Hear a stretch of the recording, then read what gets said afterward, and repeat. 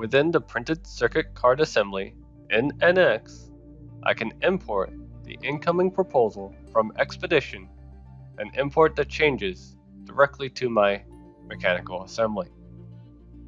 This new component placement will also be used by my colleague Maxim, a thermal engineer, to do the thermal analysis. I can see that in the proposal that was sent to me, that we only have updated component information from the Xpedition design. Since these components have been added and did not modify my critically owned components within my design, I will accept all changes and update my mechanical assembly. When I import the proposal file, I can see new 3D components being added to my Teamcenter library.